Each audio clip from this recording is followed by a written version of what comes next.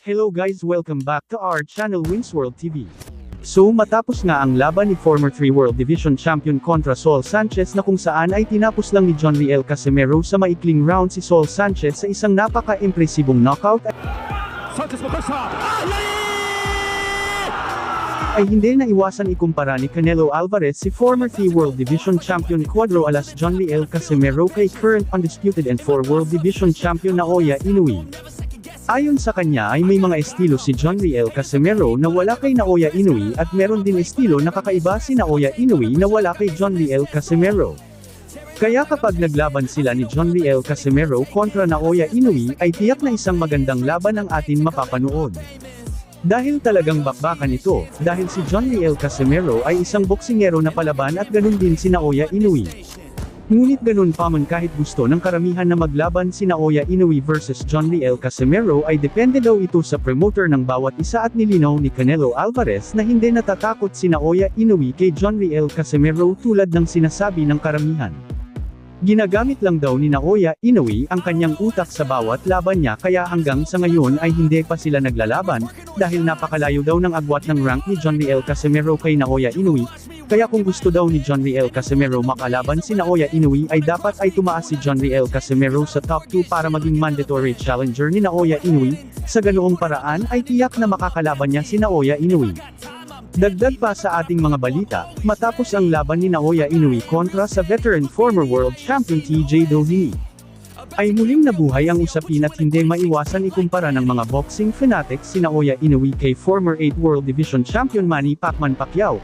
Ayon sa mga boxing analyst ay mas malakas daw itong si Naoya Inoue kumpara kay Manny Pacquiao. Sa edad na 31 ay may 3 talo na ito at hindi siya naging undisputed champion. Dagdag pa ng mga boxing fans at boxing analysts, na wala pa sa kalingkingan ni Manny Pacquiao itong si Naoya Inoue, kahit panaalisin natin ang palaban si Manny Pacquiao sa mababang division at bantamweight division ay may nakakalaban na itong malalaking pangalan sa mundo ng boxing tulad na lamang ni Eric Morales. Advantage too by giving you some different angles. Oh! Left hand, Morales. Big left hand, Morales. What a round 6 for Pacquiao. He had everything working in that round. Everything. Morales is making Manny go back.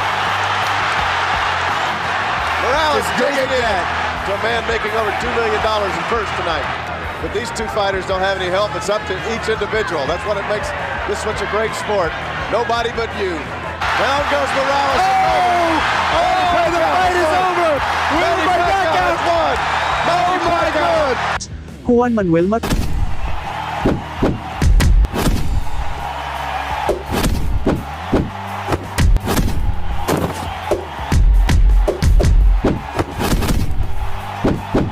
Antonio Barrera na puro lahat pinatumba ni Manny Pacquiao. And Nicky Colbert, yes, Colbert. He never shows emotion in the ring. Big combination by Barrera. Hard left hand, straight on the button by Pacquiao. Down goes Barrera. He wants, or what his chances might be against Marco Antonio Barrera. Now they know, as Pacquiao tries to go ahead and finish Barrera right here in the third round.